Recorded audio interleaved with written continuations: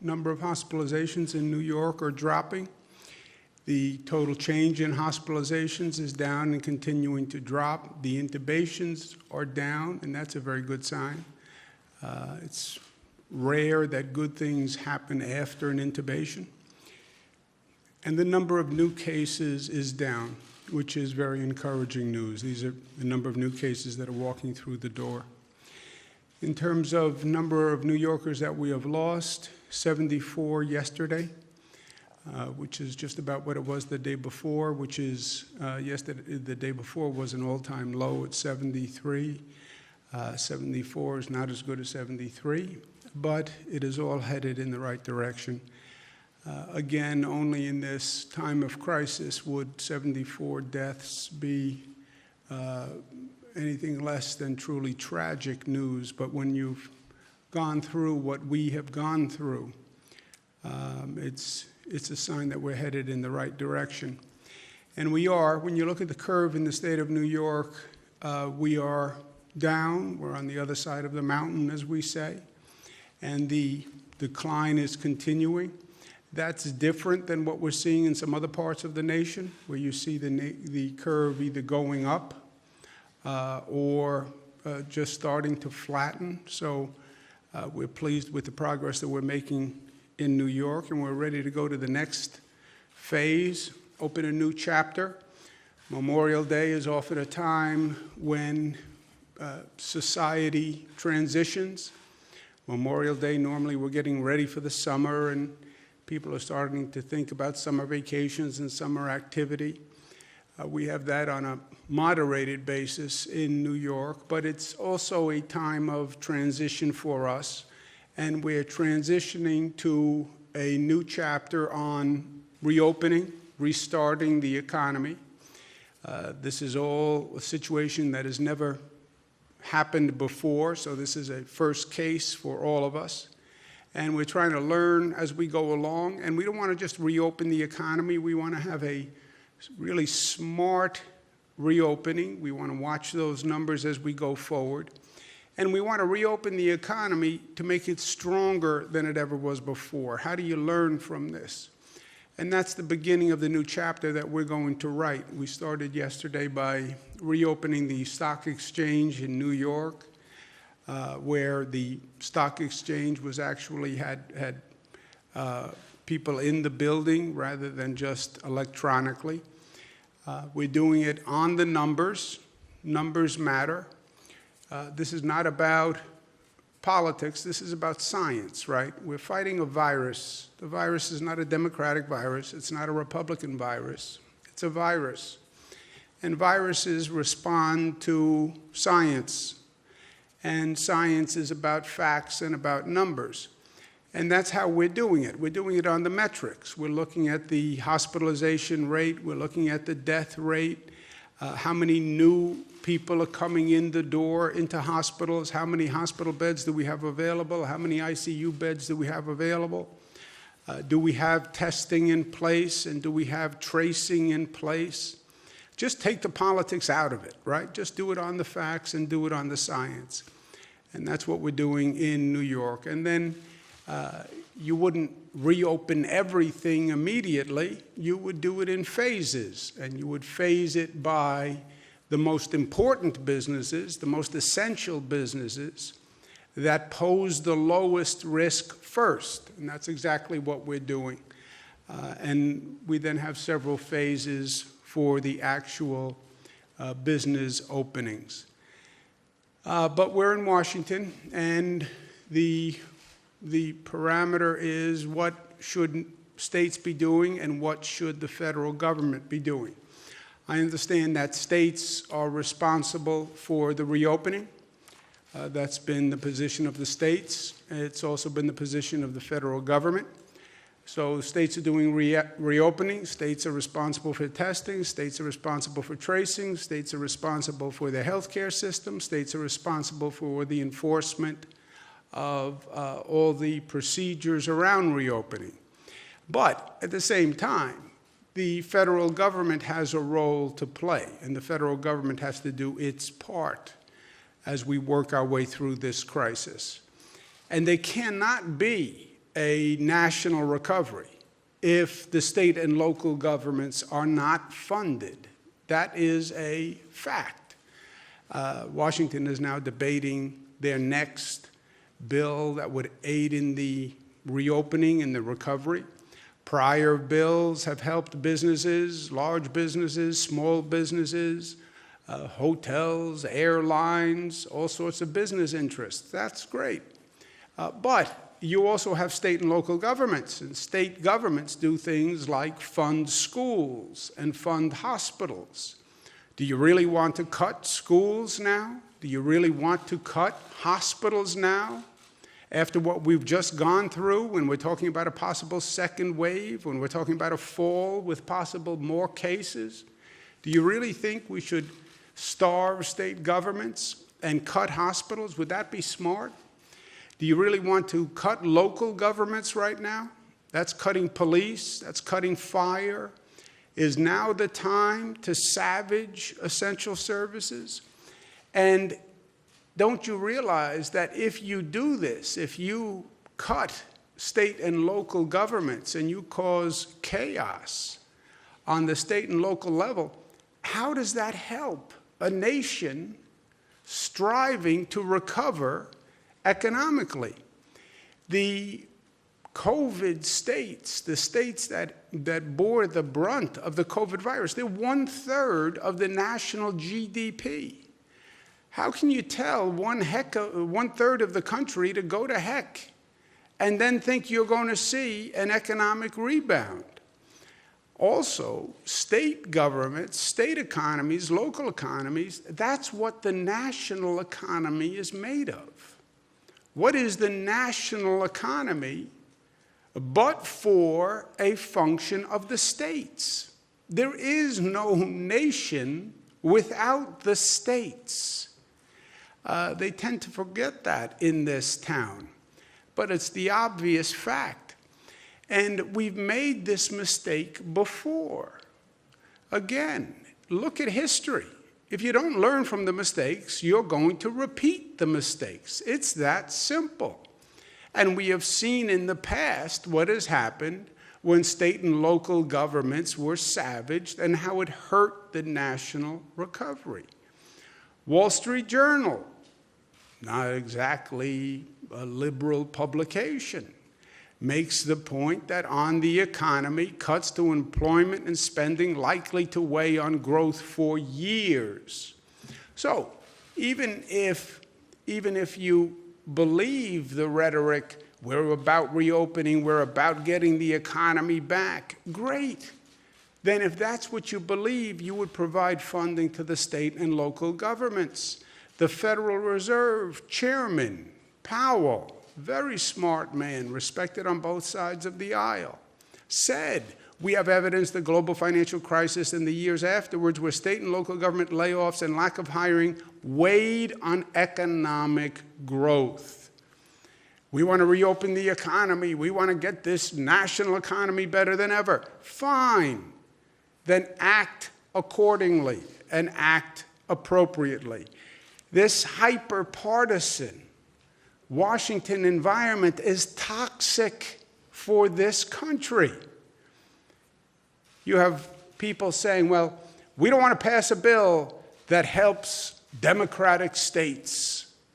It would be a blue state bailout, is what some have said. Senator McConnell, stopping blue state bailouts.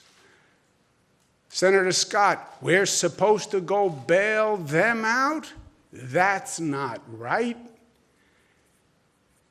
On Fox TV, Laffer, you want us to give our money to Cuomo in New York? Hello, not this week. First of all, this is really an ugly, ugly sentiment. It is an un-American response. We're still the United States of America. Those words meant something. United States of America. First of all, Mr. Federal Legislator, you're nothing without the states, and you represent the United States. Not only is it ugly, It is false. It is wholly untrue what they are saying. 100%. And there are facts. If you want to pose the question, which is, I think, divisive at this period of time, but if you want to pose the question, what states give money and what states take money, right? There is a financial equation that is the federal government. And if you want to ask, what states give money to other states and what states take money from other states, that's a question that Senator McConnell, Senator Scott, and Mr. Laffer don't really want to ask. Because the truth is totally the opposite of what they're saying. You look at the states that give more money to the federal government than they get back. You know the top, what they call donor state? You know what one state pays in more to the pot than they take out of the federal pot than any other state in the United States? It's the state of New York. New York pays more every year, $29 billion more than they take back. You know the second state? New Jersey, Massachusetts, Connecticut, California. Every year, they contribute more to the federal pot. You know who takes out more than they put in from that pot? You know whose hand goes in deeper and takes out more than they put in? Virginia, Maryland, Kentucky, Alabama, Florida. Those are the facts. Those are the numbers. The great irony is the conservatives want to argue against redistribution of wealth. Why should you take money from the rich and give it to the poor? That's exactly what you are doing. That is exactly what you have done every year. So it's only redistribution unless you wind up getting more money. Then it's fine. Then it's not redistribution. Take from the rich, give to the poor. That's redistribution. Yes, unless you're the poor. Senator McConnell, Senator Scott, because you were the ones who have your hand out. You are the ones who are taking more than others. Redistribution, you're against it. Except when the richer states give you more money every year. And then the great hypocrisy. They actually made the redistribution worse. When they passed 3 years ago a provision ending what's called state and local tax deductibility, that didn't level the playing field. What they did was they took the states that were already paying more money into the federal government, the quote-unquote richer states, and they increased the money they were taking from the richer states. They took another $23 billion from California, another $14 billion from New York, New Jersey, Massachusetts, Illinois, Connecticut. The hypocrisy is so insulting. Because when you start to talk about numbers, there are still facts. And people can still add, and people can still subtract. And they know what they put in, and they know what they take out. And I know it's Washington, D.C., but the truth actually still matters. And Americans are smart. And they find out the truth, even in the fog and the blather of Washington, D.C. So my point to our friends in the Congress, stop abusing New York, stop abusing New Jersey, stop abusing Massachusetts and Illinois and Michigan and Pennsylvania, Stop abusing the states who bore the brunt of the COVID virus through no fault of their own. Why did New York have so many cases? It's nothing about New York. It's because the virus came from Europe and no one in this nation told us. We were told the virus is coming from China. It's coming from China. Look to the West. Yeah, well, they missed it. We were looking to the West. It came from the East. The virus left China, went to Europe. 3 million Europeans come to New York, land in our airports, January, February, March, and bring the virus. And nobody knew. It was not New York's job. We don't do international global health. It didn't come from China. It came from Europe. And we bore the brunt of it. And now, you want to hold that against us? Because we bore the brunt of a national mistake? And because we had more people die, we lost more lives? You want to now double the insult and the injury? By saying, well, why should we help those states? Those states had more COVID deaths. That's why you're supposed to help those states. Because they did have more COVID deaths. And this is the United States. And when one state has a problem, the other states help. I was in the federal government for 8 years. When Los Angeles had earthquakes, we helped. When the Midwest had the Red River floods, we helped. When Florida had Hurricane Andrew, we helped. When Texas had floods, we helped. When Louisiana had Hurricane Katrina, we helped. We didn't say, well, that's Louisiana's fault. They had the hurricane. Well, that's Texas's fault. They had the floods. It was nobody's fault.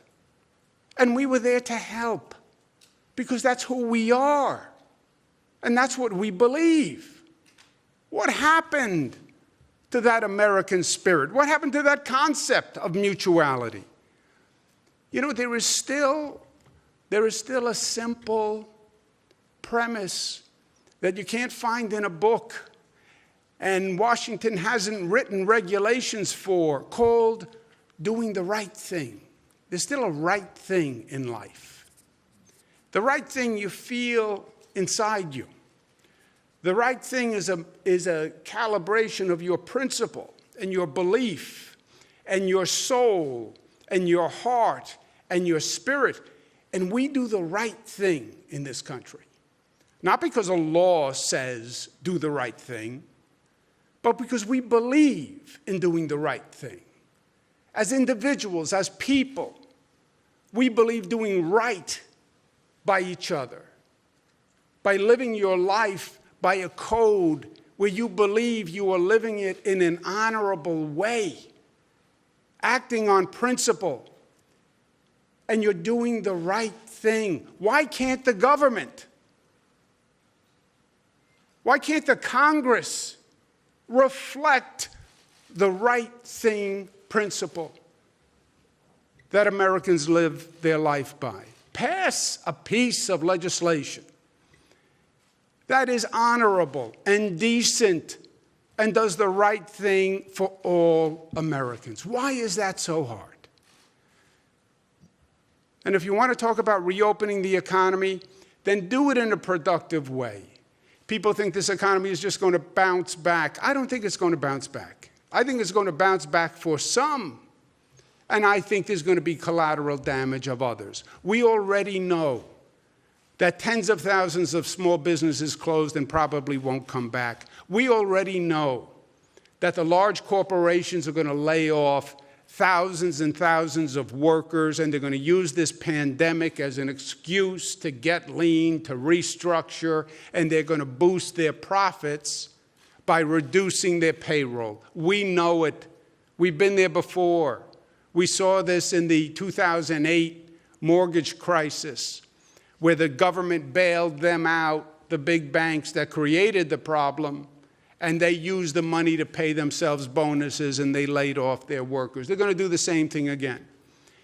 That's why I proposed the Americans First legislation that said a corporation can't get a dime of government bailout unless they rehire the same number of workers they had pre-pandemic as post. Don't take a gift from the taxpayer and then lay off Americans who are going to then file for uninsurance paid for by the taxpayers. Don't do that again. And if you want to be smart, we know that there's work to do in this nation. We've known it for years.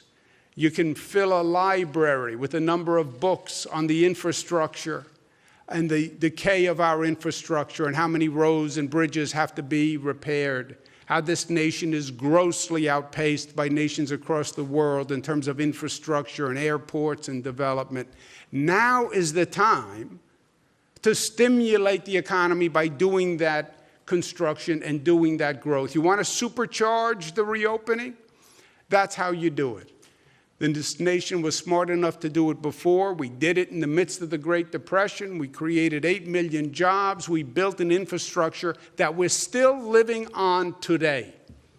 We're still living on the infrastructure built by our grandparents, not even our parents. What are we going to leave our children?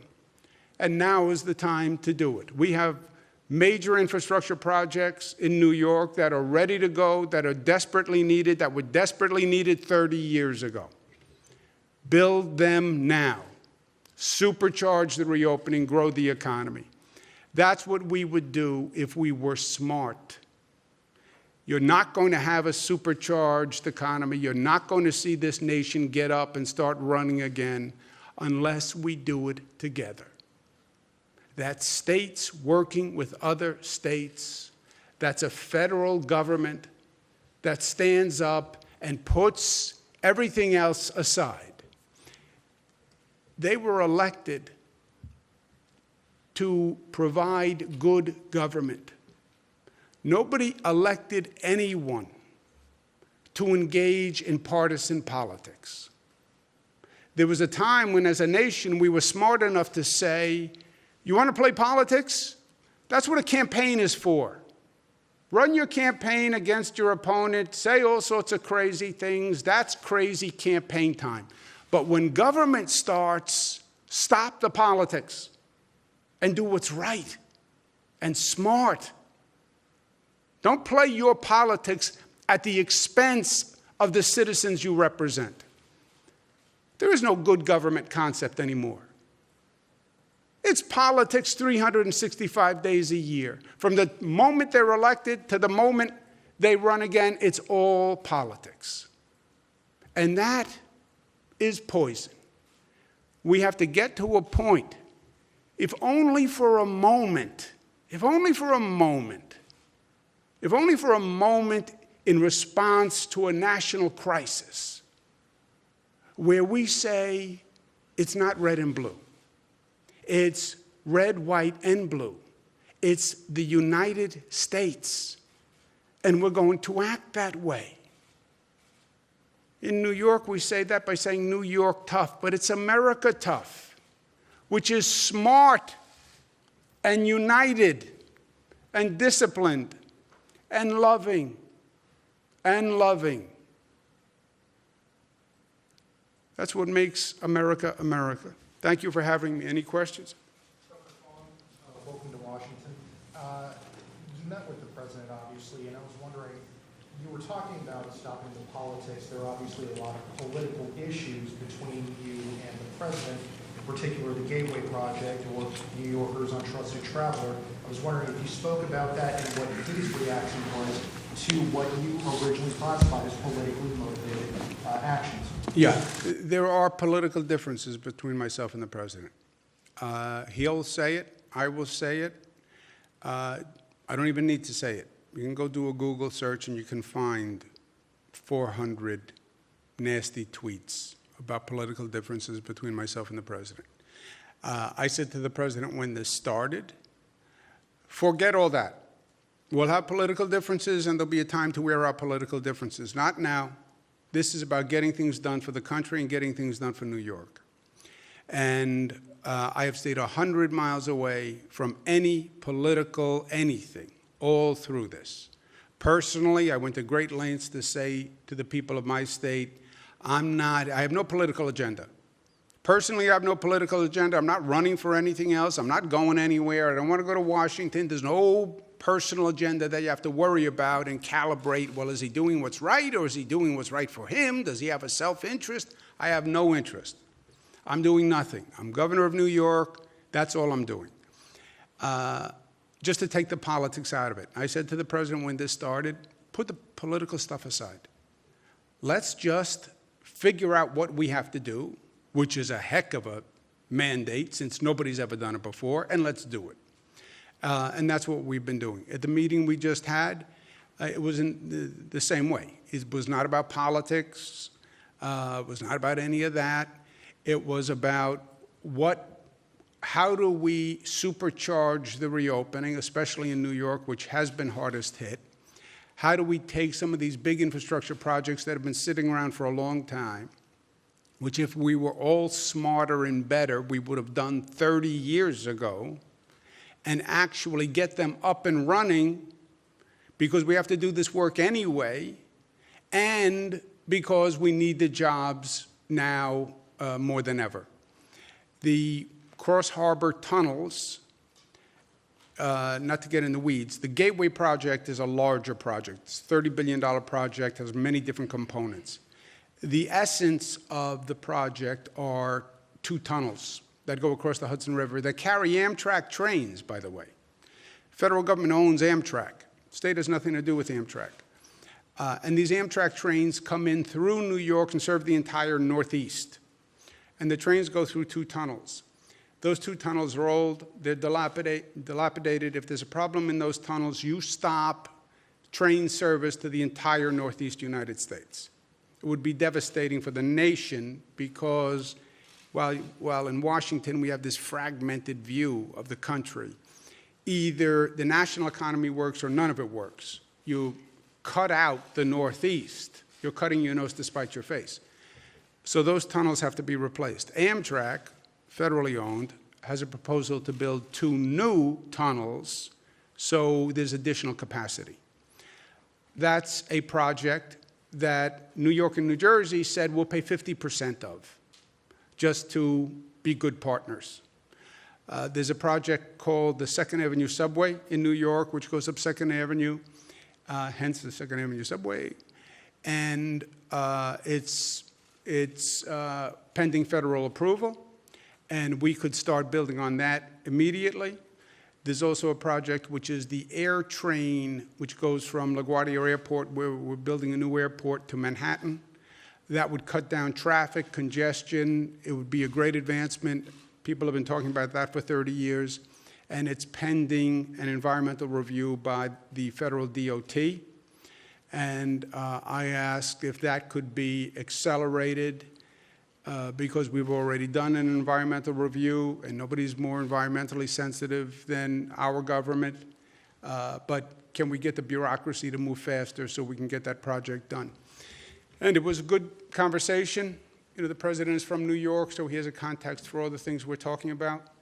I think the president also acknowledges and realizes that New York, we're very aggressive about getting these projects done and getting them done on time. This is not the typical government project. We actually get these things done. We're building the first new airport at LaGuardia in 25 years in this country. We built the largest infrastructure project in the United States, which was a bridge that went across the Hudson River, now named the Mario Cuomo Bridge. It was the largest infrastructure project in the United States. We got it done on time, on budget. So if he gives us the green light, this is not going to be years of discussion. I have a shovel in the trunk of my car. We'll start this afternoon, right? So it was a good discussion. He understood what we were talking about, understood what we need, and he's going to be thinking about it, talk to his team, and he said we'll talk next week. And trusted traveler programs for the Trusted Traveler Program did not come up. Trusted Traveler Program I believe was arbitrary by the federal government. I believe it was actually retaliatory by Department of Homeland Security. They want access to our driver's license data to give to ICE for purposes of deportation. We said we wouldn't give it to them. We would give it to the FBI for law enforcement, but not for deportation. And they then turned around and ended this trusted traveler program, which is the exact opposite. These are people who get high-level security clearance, so you don't have to stop at the border check when you come in at an airport. You just show your card. It eases the burden at the airport. It's better for the officials at the airport. And they're people who sit with Homeland Security and give all the documentation and get this special clearance. But they ended that, I believe, in retaliation, and that's nowhere. You want to add something? Yeah, one thing I will say about the Trusted Traveler Program is that during this year's budget at the end of March, to the extent that there was a bona fide concern with federal access to the DMV database, specifically for those subset of people that the governor described who are applying to be a part of the Trusted Traveler Program, who are doing the sit-down interview, who are providing all of this documentation, we addressed that in the budget, and now the federal government actually does have access to the database for that specific purpose. So if that was really the reason that they were cutting us out of the Trusted Traveler Program, I don't believe that that is a bona fide reason anymore, and I know it's currently in litigation, but it's something our counsel's office is discussing with them. Sir? Governor Cuomo, on the issue of state and local governments, the House passed HEROES Act did include some funding to address that issue. Obviously, you know, we're held up in the Republican-controlled Senate. I'm just curious your message on that to Republicans. I know you went over that a little bit, but can you expand on that? And then number two, have you brought this up with President Trump, and what was the meeting like in terms of, you know, the aid for state and local governments? Yeah. Look, as I said, I was in Washington for 8 years. I understand the politics, the good, the bad, and the ugly. I've seen it. I get it. You're right. The House bill has funding for state and local government. And you heard my comments. I know what the Republican senators are saying. And first of all, it's a lie. It's a lie. I know that's a strong word. It's a lie. But they're lying. When Senator McConnell says, and Senator Scott says, and Laffer says, why should we give New York, California more money? That's a lie. They know that they take more money. Senator McConnell has his hand out in the Senate, and he receives more money for his state than he puts in. He raised this topic, not me. He made it personal, not me. I represent the people of the state of New York. That's what I get paid to do. When he makes it personal to New York, when they make it personal to New York, and they're lying, I'm going to point it out. They get more money every year. Why should my state give a handout to Senator McConnell every year? Why should my state give a handout to Senator Scott every year? Why do they have their handout every year? They're against redistribution of wealth. That's what they'll all say. I'm against redistribution. Yeah, you're against redistribution unless you're taking money. Then it's fine. It's not redistribution when you're taking money. Yeah, I know. How convenient that is, right? Second of all, they say, why should we give states money to deal with COVID? What? Why should we give states money to deal with COVID? Why not? What better national purpose? We're in the middle of a national pandemic. It's a global pandemic. You want to get the economy up and running. Take your blinders off, man. It's not just about your state. What, are you going to get the national economy running without New York, without California, without Illinois, without Connecticut, without Jersey? You're going to get the national economy running like that? Just your state, Senator? It makes no sense. And then in terms of spirit and principle and doing the right thing, if there was one time when that Congress actually acted like it represented the country, it was in times of an emergency. That's the one time you would see them come together and pass a bill and do it quickly. It was like, okay, no politics because this is an emergency. It's Hurricane Katrina. No politics. It's flooding in Texas. No politics. It's Midwest floods. Pass an emergency bill. No politics. You're talking about people's lives here. You're talking about states and neighbors who need real help. They lost their homes. No politics. Even now, 100,000 people dead in this nation, you're going to play politics? For the House members, they did pass a bill that has state and local funding and has this repeal of SALT in it. If I am a congressperson from New York, I do not go home unless I have funding for New York State. I do not pass a bill that does not fund New York State and does not repeal SALT. If I'm a congressperson from California, I do not go home to California unless I have funding for California and I repeal SALT. If I'm a congressperson from Massachusetts, I'm not going home and standing up in front of my people who elected me, and I'm running for re-election, by the way, this year. If I'm Congressman Richard Neal from Massachusetts, I'm not standing before my people having passed a bill that didn't help them. If the California House members can't vote for it, and the Illinois House members can't vote for it, and the New York members can't vote for it, and Jersey can't vote for it, and Massachusetts can't vote for it, and Connecticut can't vote for it, they can't pass a bill. And if Washington doesn't pass a bill, I would say to all of them, don't bother going home, because you will not see a reopening that you expect. You will see a fizzle of an economic rebirth, and you will have really done a disservice to the fundamental premise of your office.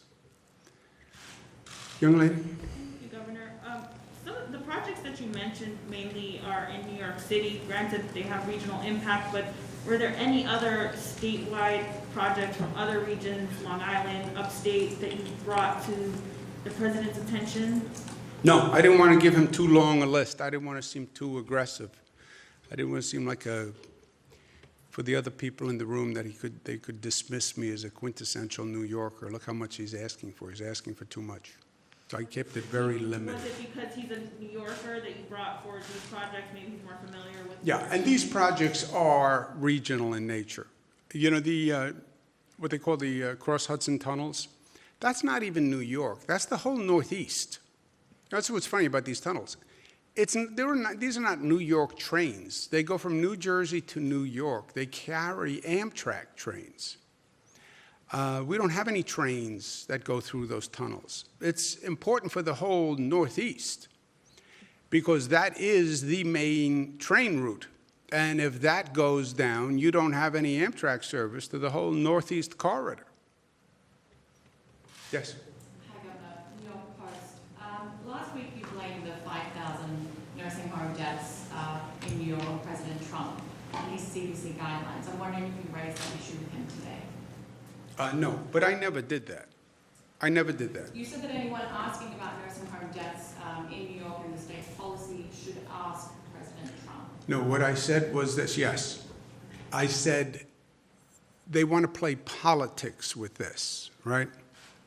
And there are Republicans who are trying to make political hay out of this, in my opinion. And what I said to the Republicans who were making this accusation, you have to find an accusation for it to work politically that you can make against a Democrat that is not a boomerang and comes back and affects the Republicans. On the nursing homes, the issue they raised, our State Department of Health followed the same guideline as the CDC, which is a federal agency, issued. So it was my way of saying thwarting the political attack, because you can't say, oh, bad Democrat. It's an issue that a Republican administration took the same position, which is guidance from the CDC and our State Department of Health. Both of them said you can't discriminate against a patient based on COVID. That's what they both said. But that was just on that specific. In general, you look at how New York did, we're in Washington, you look how New York did on nursing homes vis-a-vis the nation. We did better than 33 states in the nation per capita on nursing homes. Nursing homes happen to be the place where this virus ravages. But if you look at, despite the fact that we had the greatest number of cases, and we were in the eye of the storm, you look at us vis-a-vis the country, where we did better than 33 other states. Then those are just facts. But I never blamed him for anything. I was just saying to the Republicans, you can't, that's not a political attack when the Republican administration had the guidance that did the same thing. Is that factually correct? Yes, that's factually correct. The CDC and CMS put out guidelines on March 13th that DOH drew directly from for the March 25th directive. So it's directly in line with the Center for Disease Control. And we believe that in the middle of a pandemic, you should be looking to the national experts for advice because, as the governor said, no one has ever been here before.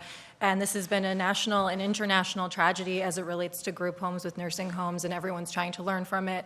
Now that we've got the increased testing capacity, New York's leading the nation, mandating 2 tests a week for all nursing home staff. There's actually a very strong theory out there that the way that that the virus got into these nursing homes is through staff members who are asymptomatic. We now know at least 35% of the public that has coronavirus is asymptomatic. So while we did move to temperature checks very early in March, and a lot of the country did that as well, as it turns out, it may not have made a difference because there were so many people walking around who had COVID who didn't know that they had COVID. Yeah, and the context for what I said was I said it to a Post reporter because, look, I can say all I want, stay away from politics. We're in an election year, and politics is in the air. And there are columnists who made this point at the Post who are 100% supportive of Donald Trump, and that's fine, but then believe, we have to kill all Democrats. So I get it. I understand it. And they're open in their support of the Trump administration. And I guess their attitude is to be pro-Donald Trump, you have to be anti-Democrat, which I don't really understand. Be pro-Donald Trump. Reporter who's not politically aligned. I just wanted to ask you, though, your government didn't follow CDC guidance on everything. So I'm wondering, as governor, would it have been within your power not to follow the CDC guidelines on putting infected people back into nursing homes? What didn't we follow CDC guidance on? Would it have been in your power? We didn't. There's nothing that we didn't follow CDC guidance on. Every step of the way in every aspect of this, we looked to the experts at the CDC for how to manage this crisis. And I believe that that's what the states should do. You look to the Center of Disease Control. This is non-political. This is not partisan. This is public health. We deferred to our public health experts. They deferred to the national experts. And again, this is a national and international crisis as it relates to issues in group homes, especially where the elderly are. And everyone is doing their best to learn from what we've done so far, understanding there's likely another wave coming into the fall, and guard against it happening again. Yeah. No, when you said we haven't followed CDC guidance on other issues, I don't believe you're right. That's why I asked you what other issue? I'm just asking, Governor, if it's in your power to not follow the CDC guidelines on this, if you could have actually stopped putting infected patients back into nursing homes? Would that have been within your power? I've always followed CDC guidance, and I think it makes sense. And by the way, I think the rule that you can't discriminate against the COVID patient is right. That doesn't mean the nursing home has to accept a COVID-positive patient. They conflate those two things. I understand because politically facts don't matter, just you're making a political argument. But because you can't discriminate doesn't mean you have to accept. Actually, the law is the opposite. You cannot accept a patient at a nursing home unless you can fully and adequately treat that patient. So you can't accept a COVID patient, COVID-positive patient, unless you can isolate and quarantine and have the staff. Unless you can do all that, you cannot accept that person. And the nursing home, the obligation is on the nursing home to say, I can't take a COVID-positive person. I'm too crowded, I'm too busy, I don't have enough PPE, whatever the answer is, doesn't even matter. It's, if they say I can't take the person, they can't take the person. So that's how it works. Doesn't mean they discriminate against the COVID-positive person. They just say, I can't handle the person. I can't quarantine. I don't have a big enough facility. Whatever they want to say. Let's take one more. Sorry, sir. Thank you, Governor. Griff Woody with the No. Washington Post. Based on your conversation today with the President, would you say that he is aligned with Senators McConnell and Scott in seeing the idea of federal aid to states such as yours as a blue state bailout, or does he take a different view than they do? I think the President is focused on the reopening, on stimulating the economy and getting the economy back. I think that's his focus. I think that's the correct focus. I think he understands that these are projects that need to be done. Look, when he ran for president, he spoke about a $1 trillion infrastructure program. That's what he spoke about. He's a builder. He's a developer, right? He gets it. And he believes in construction and development. It's been his career. And I think that's why he talked about it in the campaign. It just never happened. And it's not just him, by the way. Joe Biden talks about it, and President Clinton talked about it, and President Obama talked about it, and President Bush talked about it. None of them have gotten it done. So I think he gets it. He understands the projects we were talking about. The nice thing about these projects is it doesn't require any new legislation, doesn't require any, they've been in the pipeline forever. And his administration can just do it, and we can get it up and running. And to the extent that jumpstarts a larger conversation about infrastructure, which is something I think we need desperately. And look, here's my last point. You know you need to do large-scale infrastructure. When is there going to be a better moment in history to do it? You're spending billions, if not trillions of dollars to handle COVID and bring back the economy. At least build things that we can leave our children, like our grandparents did for us. Thank you for the hospitality. Pleasure.